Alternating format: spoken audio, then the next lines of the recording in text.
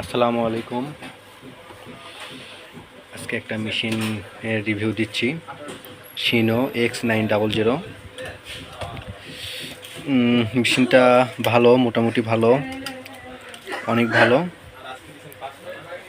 এটা হোল্ডারটা আপডেট করছে। এর আগে হয়েছিল কি, এটা মাঝখানে দিয়েছিল, এটা বাইরে দিয়েছিল, ওগুলোর একটু প্রবলেম ছিল, স্পিডার জমাতে একটু অসুবিধা হতো, বাট এগুলোর তো মনে হয় না হবেও না। এটা একটু আপডেট করছে অবশ্য, এটা খুব ভালো দিক করছে। এটা হলো মেশিন, এটা আমাদের একটা ক্লায়েন্ট আমাকে পাঠাইছে। এই মেশিনটা হলো নো পাওয়ার। আমার মনে হয় ক্লায়েন্ট বলছে বাটনের সমস্যা।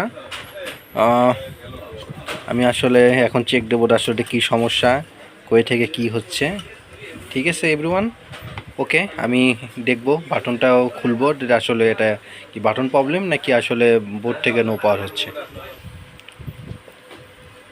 এটা আমি বাটনটা খুলেছি, এই বাটন প্যানেলের সমস্যা। সো এটা এখন দেখতেছেন পাওয়ার আছে। আমি এখন এটা লাগাই দেব, দিয়ে জোড়াটা চেক করব। ঠিক আছে, আমি এখন এটা লাগিয়ে চেক করব। ওকে, আলহামদুলিল্লাহ বাটনের কাজটা এখন করতেছে টোটালি। দেখেন এটা অন হয়ে যাচ্ছে,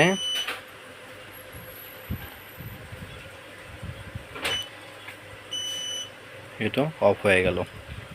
তো আমি অন করে জোড়াটা দেখবো, হ্যাঁ জোড়াটা অ্যাকুরেটলি আছে কিনা। এই তো কেটে আমি ওখানে করে দিলাম ম্যানুয়াল। হ্যাঁ, এটা তো সেটিংটা ম্যানুয়াল করে রাখা আছে। সো আমি চাপ দিলে, বাবা কোরের ভিউটা অনেক খারাপ আসতেছে। Please use focus this but first, এটা ফোকাসের প্রবলেম আসতেছে। এটা ফোকাস কমপ্লিট করার পরে, ফোকাসটা ঠিক করার পরে এখন কেমন হচ্ছে এটা দেখুন।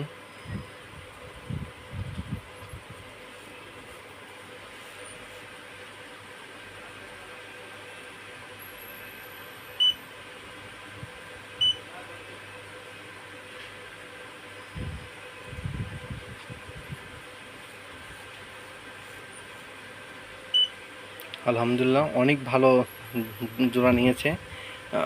একটু প্রবলেম আছে, ওইটা কাজ করার পরে আমি আবার চেক করব এটা। আলহামদুলিল্লাহ মেশিনটা ফাইনালি কমপ্লিট হয়েছে। এটা এখন ডেলিভারি দেওয়ার জন্যে রেডি।